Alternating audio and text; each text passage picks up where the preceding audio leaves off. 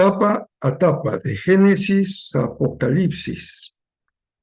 Es la lectura devocional de la Biblia del año 2024. Yo soy el pastor Rafael Pola y me da muchísimo gusto que en este día, enero 3, tercer día de lectura, mantengamos el paso de lo que es un compromiso diario con Dios, de ir a su palabra y poder alimentarnos espiritualmente de ella. Hoy nos corresponden 4 lecturas bíblicas y voy a compartir con ustedes ahora lo que corresponde al día de hoy, las 4 lecturas del día de hoy. Estamos en Génesis 5, versos 1 hasta Génesis 7, verso 24. También Mateo 3, verso 7 hasta Mateo 4, verso 11. El Salmo 3 completo, versos 1 al 8, y Proverbios 1, 10 al 19. ¿Qué tal? ¿Cómo les ha ido estos primeros 2 días del año? Seguro que enfrentaron obstáculos, limitaciones de tiempo, carreras, inquietudes, ocupaciones para poder leer la palabra con tranquilidad. Es parte del reto de la vida moderna.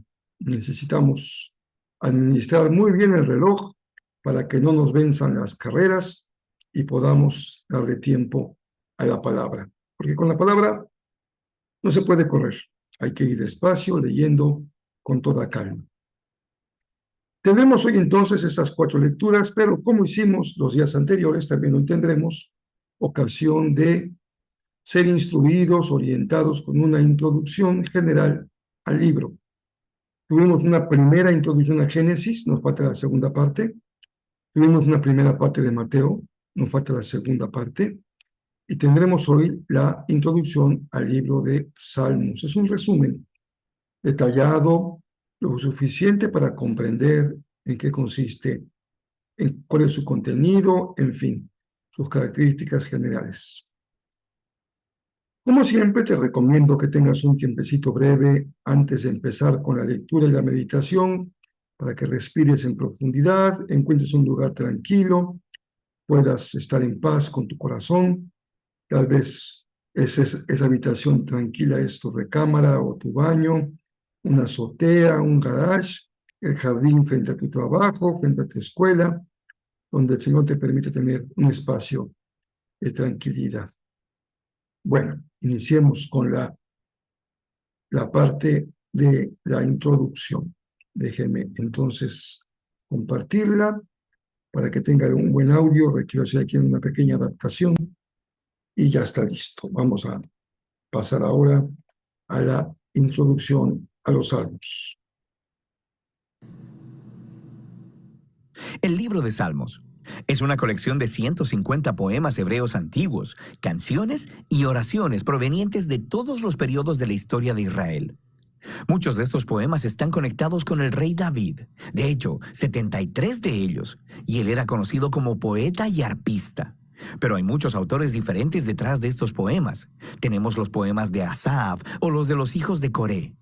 Y algunos proceden de otros líderes de alabanza en el templo. Incluso Salomón y Moisés tienen sus propios poemas, y casi un tercio de ellos son anónimos. Ahora, muchos de estos poemas fueron utilizados por los coros que cantaban en el templo de Israel, pero el libro de Salmos en realidad no es un himnario. En algún punto del periodo, después del exilio de Israel en Babilonia, estos poemas antiguos fueron reunidos y acomodados intencionalmente en el libro de Salmos que ahora tenemos.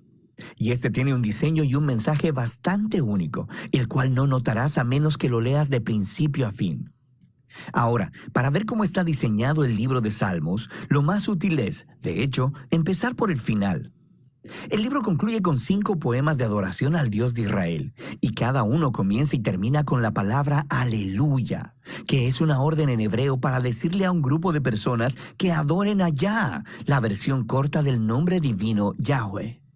Ese es un arreglo de 5 partes realmente bonito, y parece que alguien nos está dando aquí una conclusión para el libro. Así que nos invita a hacer la pregunta, ¿tiene el libro otras señales de diseño intencional? Si prestas atención a los títulos de los poemas, notarás que en 5 lugares los traductores de tu Biblia pusieron los títulos Libro 1, Libro 2, Libro 3, 4 y 5 en varios puntos. Y estos dividen el libro de Salmos en 5 grandes secciones. La razón para esto es que los últimos poemas en cada una de estas secciones tienen un final muy similar que luce como una adición editorial. Se lee algo como, bendito sea el Señor, el Dios de Israel, por los siglos de los siglos. Amén y amén. Así que el libro tiene una conclusión y una organización interna en 5 partes principales. Así que lo natural es ir al principio a buscar una introducción. ¿Y qué encontramos? Los Salmos 1 y 2 se separan del libro 1 porque la mayoría de los poemas en el libro 1 están conectados a David, excepto los Salmos 1 y 2 que son anónimos. El Salmo 1 celebra lo bienaventurada que es la persona que medita en la Torá, leyéndola en oración día y noche y que luego la obedece. Ahora, la palabra Torá significa simplemente enseñanza, y de manera más específica se llegó a referir a los 5 libros de Moisés que inician el Antiguo Testamento. Y aquí parece ser que la palabra se utiliza con ambos significados en mente, lo que explica por qué tiene 5 partes. El libro de los Salmos se ofrece como una nueva Torá que enseñará al pueblo de Dios la práctica de la oración durante toda su vida, al mismo tiempo que procuran obedecer los mandamientos de Dios entregados en la primera Torá. El Salmo 2 es una reflexión poética sobre la promesa de Dios al rey David de 2 Samuel capítulo 7, de que un día un rey mesiánico vendría y establecería el reino de Dios sobre el mundo, derrotando la maldad y la rebelión en la nación.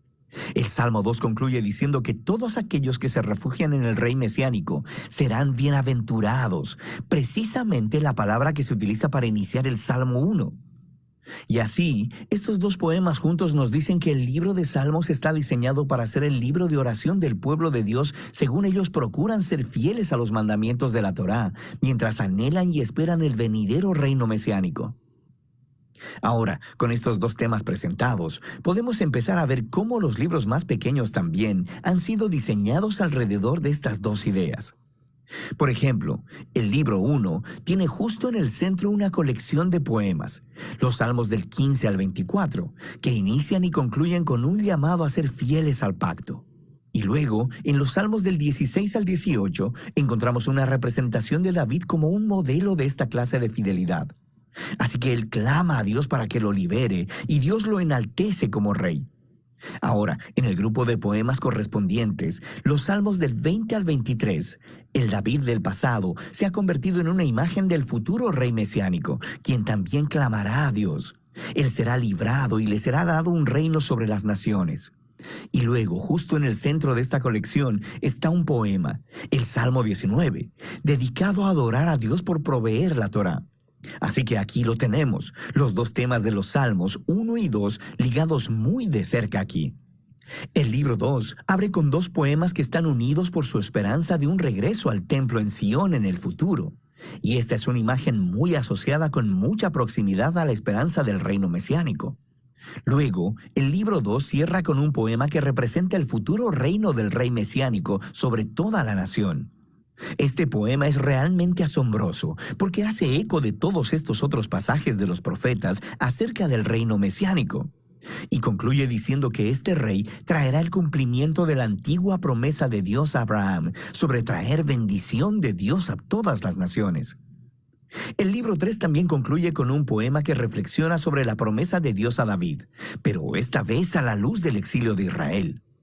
Así que el poeta recuerda cómo Dios dijo que nunca abandonaría al linaje de David, pero ahora está observando la rebelión de Israel, su resultado, la destrucción, el exilio y la decadencia del linaje de David. Así que el poeta termina pidiéndole a Dios que nunca olvide su promesa a David. El libro 4 está diseñado a responder a esta crisis del exilio. Así que el poema inicial nos regresa a las raíces de Israel con la oración de Moisés, y el autor hace lo que Moisés hizo en el monte Sinaí después del incidente del becerro de oro: clamar al Señor por su misericordia. El centro del libro 4 está dominado por un grupo de poemas que anuncian que el Señor, el Dios de Israel, gobierna como el verdadero Rey del mundo, y que toda la creación, los árboles, las montañas y los ríos son convocados para celebrar ese día futuro en el que Dios traerá su justicia y su reino sobre todo el mundo. Son convocados para celebrar ese día futuro en el que Dios traerá su justicia y su reino sobre todo el mundo. El libro 5 abre con una serie de poemas que afirman que Dios escucha el clamor de su pueblo y que un día enviará a su futuro rey para derrotar la maldad y traer el reino de Dios. Este libro también contiene dos colecciones más grandes, una llamada Hallel y otra llamada Cánticos Graduales. Cada una de estas colecciones concluye con un poema sobre el futuro reino mesiánico. Y estas dos colecciones, al unísono, sostienen la esperanza de una acción futura, similar al Éxodo, en el que Dios redimirá a su pueblo. Y luego, justo en medio de ellos, está el Salmo 119, el poema más largo del libro. Es un poema alfabético. Cada línea comienza con una nueva letra del alfabeto hebreo y explora el maravilloso regalo de la Torá como la palabra de Dios para su pueblo. Así que aquí lo tenemos. Los temas del Salmo 1 y 2, Torá y Mesías, combinados juntos en el libro 5, lo que nos lleva de vuelta a esa conclusión de los 5 poemas. En el poema central, el Salmo 148, toda la creación es convocada para adorar al Dios de Israel, porque, citando textualmente, Él ha exaltado un cuerno para su pueblo. El cuerno es una metáfora de un cuerno de toro levantado en señal de victoria. Y esta imagen hace eco de la misma imagen usada en el cántico de Ana en Samuel capítulo 1, pero también al Salmo 132. El cuerno es un símbolo del futuro rey mesiánico y de su victoria sobre el mal, y es una conclusión apropiada para este asombroso libro. Ahora, aquí hay otra cosa que probablemente pasarás de largo si no lees el libro en orden. Hay muchas clases de poemas diferentes en el libro de Salmos, pero todos básicamente caen en dos grandes categorías: poemas de lamento o de alabanza. Los poemas de lamento expresan dolor, confusión y enojo acerca de lo horrible que es el mundo y lo horrible que son las cosas que le están sucediendo al poeta. Así que estos poemas llaman la atención a lo que está mal en el mundo y le piden a Dios que haga algo al respecto. Hay muchos de estos en el libro, lo que nos dice algo importante: que el lamento es una respuesta apropiada a la maldad que vemos en nuestro mundo. Pero lo que notarás es que los poemas de lamento predominan en la primera parte del libro, en los libros del 1 al 3. Pero pon atención, porque en ocasiones también encontrarás salmos de alabanza. Los poemas de alabanza son poemas de gozo y celebración y llaman la atención a lo que es bueno en el mundo y recuentan las historias de lo que Dios ha hecho en nuestras vidas y agradeciéndole por ello. En los libros 4 y 5 notarás que los poemas de alabanza son más que los poemas de lamento, y todo culmina en esa conclusión de aleluyas en 5 partes.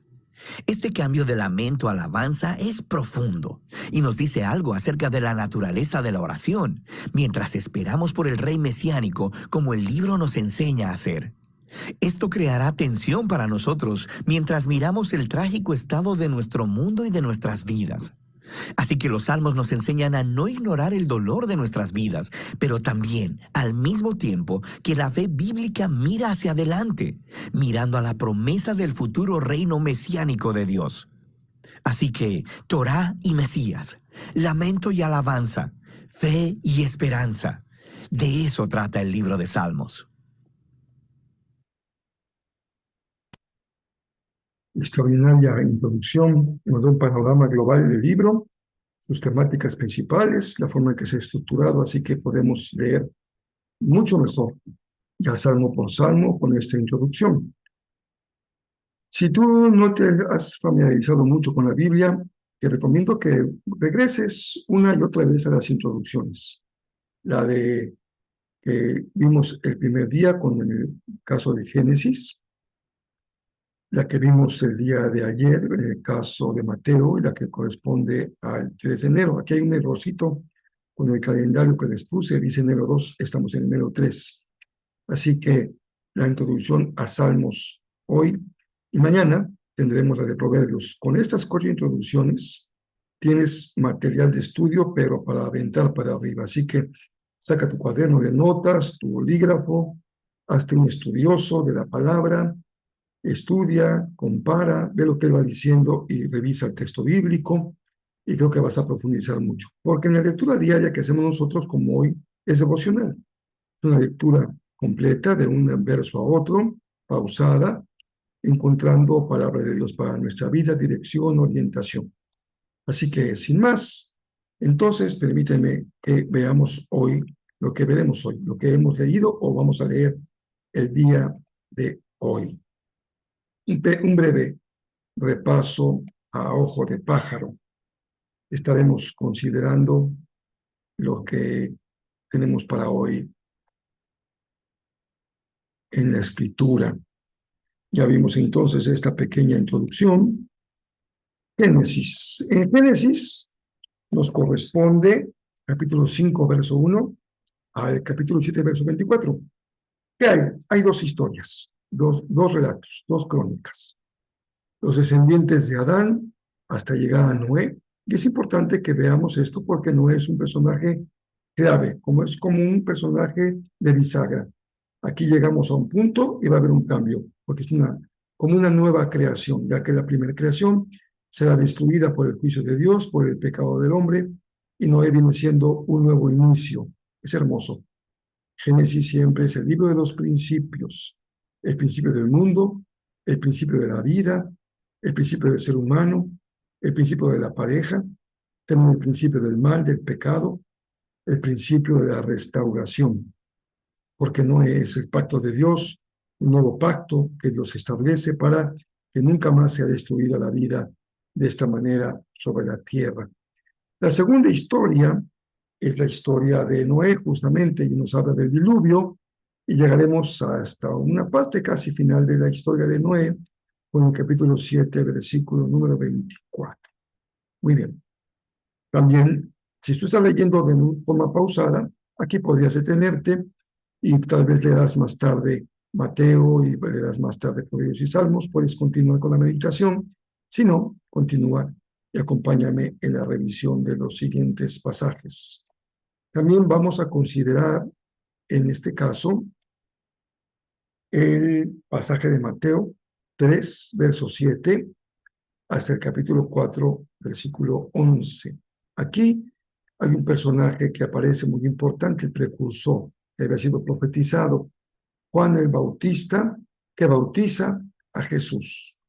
Esto está en el capítulo 3, versos 7 al 17. Así que no pierdas de vista que aquí hay una señal importante. Jesús se somete por obediencia al bautismo de Juan y recibe una confirmación de su identidad con la voz que se escucha desde el cielo. La segunda parte importante de esta sección es la tentación de Jesús en el desierto. Va al desierto 40 días en ayuno y al final, al tener hambre, es tentado por el diablo y Jesús nos muestra la victoria sobre la tentación. También veremos hoy el Salmo, cambio un poco el orden porque me gustaría al final de este día dejar el Salmo porque tengo una idea que quiero compartirles. De Proverbios hoy es 1, del verso 10 al verso 19. Es difícil establecer una temática para las secciones de Proverbios porque cada proverbio puede ser una idea diferente. Aunque en este arranque del libro, los versos 10 al 19 sí nos dan una aproximación general a una enseñanza, a una idea, y esta es: aléjate de las personas que te invitan a hacer el mal. Huye, sal despavorido, corre, como dice la frase popular, más vale aquí corrió que aquí murió. Esto es lo que está en el fondo de Proverbios. Una exhortación a salir despavorido cuando alguien nos quiere hacer una invitación para pecar. Y presionan, chantajean, seducen, amenazan y también usan toda serie de artimañas para llevarte hacia el mal. La persona que hace el mal no está conforme con hacerlo ella. Generalmente quiere que otros la acompañen. Se siente como no solo en su malestar, sino que le da fuerza, el que puede unirse con otros para hacer el mal. Por eso hay que salir huyendo. Por último, hoy tendremos la lectura de el Salmo. Invertí el orden porque quisiera dejar cada día una idea, un pensamiento en sus corazones. Le he llamado una gotita de miel. Esta es la gotita de miel para hoy.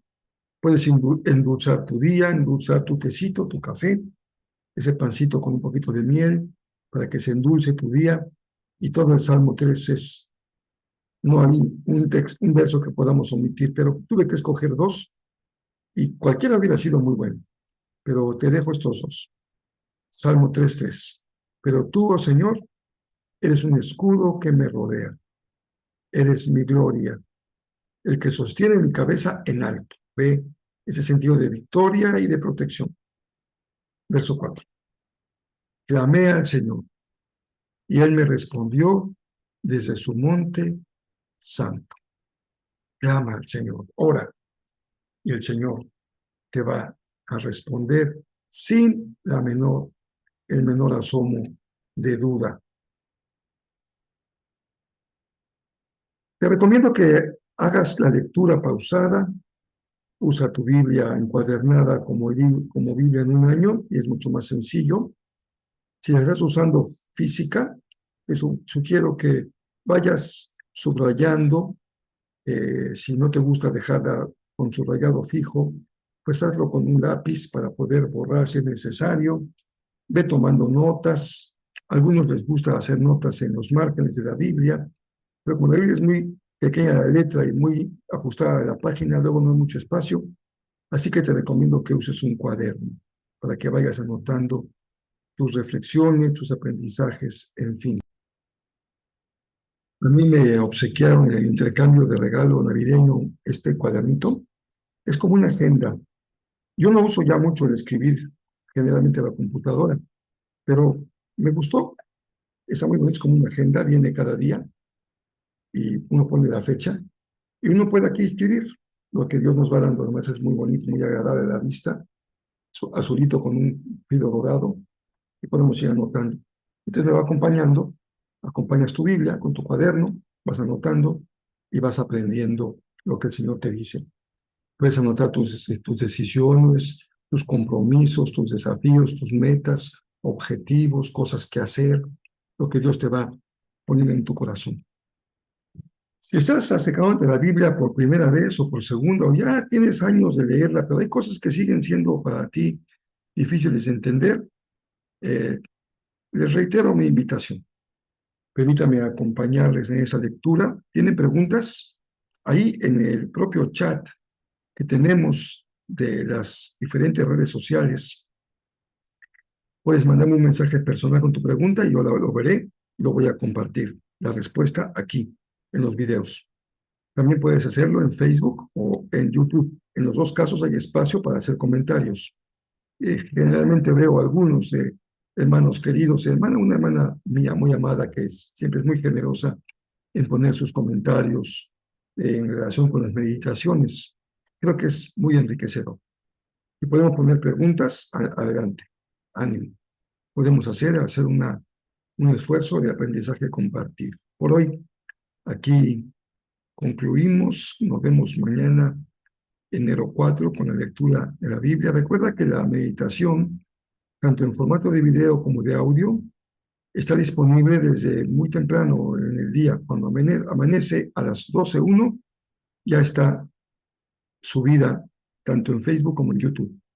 En el caso de Spotify, como no se puede programar, entonces Spotify tiene la meditación desde el día anterior, cuando yo la subo. Así que es mucho más fácil encontrarla en audio desde un día anterior.